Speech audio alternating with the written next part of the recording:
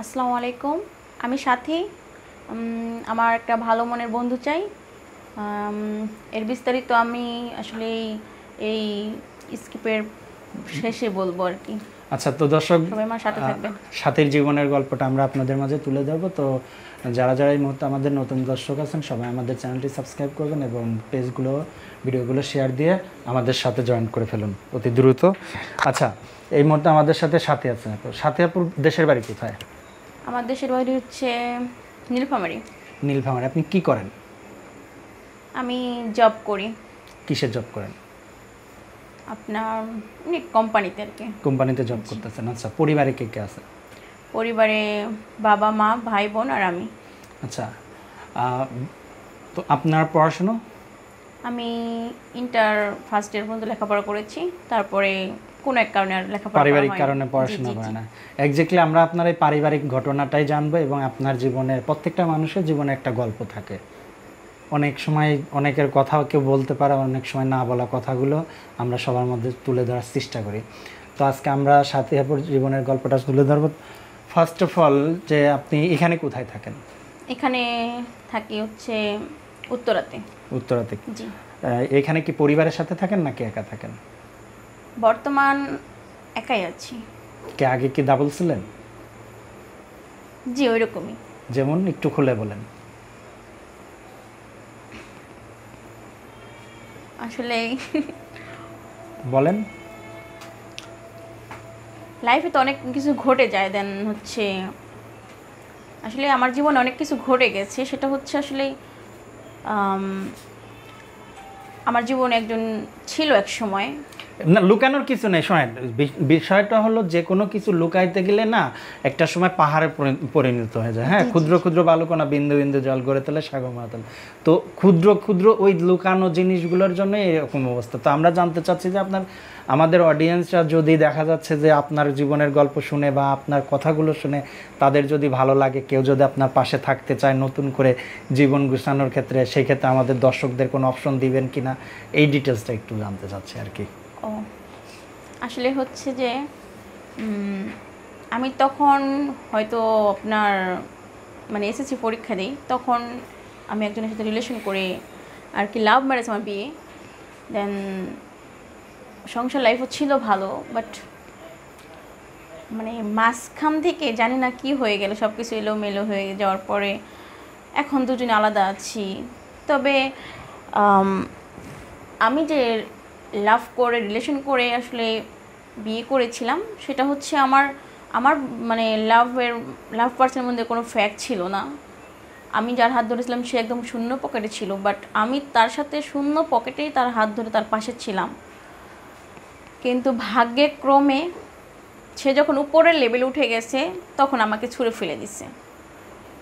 আর একটা নারীর সংসার একটা নারীই ভাঙে, এটাই স্বাভাবিক।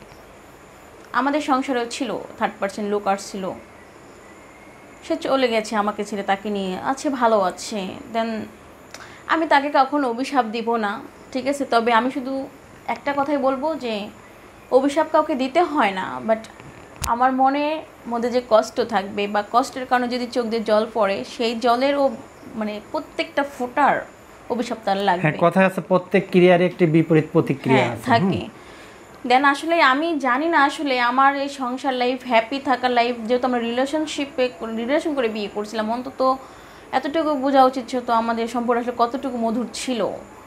দেন 3 বছর ভালোই ছিলাম, এই 2 বছর মানে 1 বছর আর কি আমাদের সংসার লাইফে এরকম ঝামেলা হওয়ার পরে সে আমাকে এমনিতেই ডিভোর্স দিয়ে দিয়েছে। দেন আমি তবুও তার অপেক্ষা করেছিলাম, ডিভোর্সের পরেও আমি তাকে কন্ট্যাক্ট করার চেষ্টা করেছিলাম, বাট মানে ব্যাড লাক আমার যে আসলে হয়নি এরকমটা, ঠিক আছে? আমি তাকে চাইলে কী হবে, সে তো আমাকে চায়নি।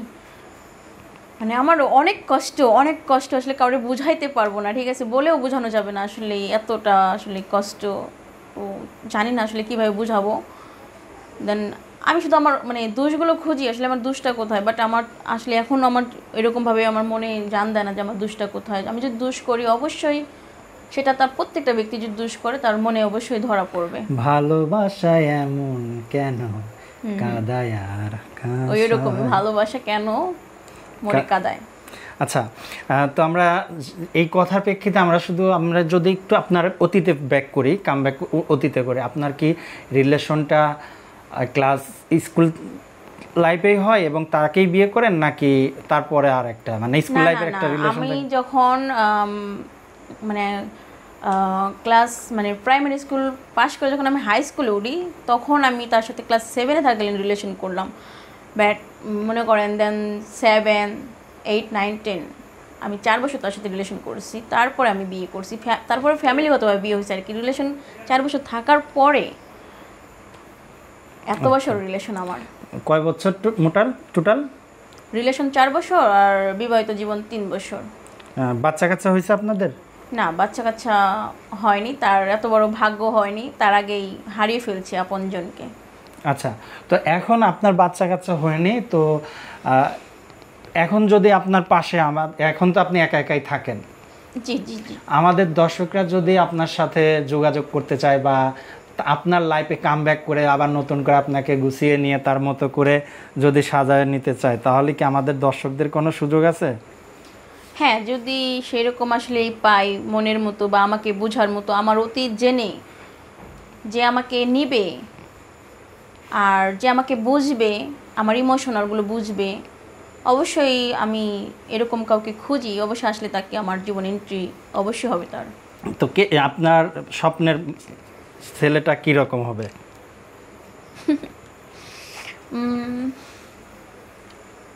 মানে আমাদের সেই দর্শকটা কি রকম হবে যে আপনার সাথে ইনভলভ হবে? আচ্ছা না, মানে ফর্সা কালো এটা কোনো ম্যাটার করে না। আমার থেকে হাইটে একটু লম্বা হতে হবে। যেমন আমি 5 ফিট 2, তার 5 ফিট দেখা যায় 6, 7, 8 এরকম হতে হবে। দেন হচ্ছে একটু মুখে একটা লুকিং অবশ্যই তো একটু ভালো থাকা উচিত, ভালো থাকবে। তার অবশ্যই থাকার মতো একটা বাড়ি, সিম্পল একটা বাড়ি থাকবে, ছোটো মোটো যাই হোক না কেন। তার ইনকাম না, মানে একটা আছে না যে কর্মটে আর কিছু আলসি আছে, বাট আমি চাই আমার লাইফে কর্মটে একটা ছেলে আসুক, একটু গরিব হলেও সমস্যা নেই। আর অন্তত মেন কথা হচ্ছে সে আমাকে বুঝবে, তার দেখা যাচ্ছে যত্ন করবে, কেয়ার করবে, ভালোবাসবে, কখনো অবহেলা করবে না, কখনো অতীত নিয়ে কথা বলবে না। দেন এইরকমটা হলেই আমি আমার লাইফে এরকম একটা লোক চাই।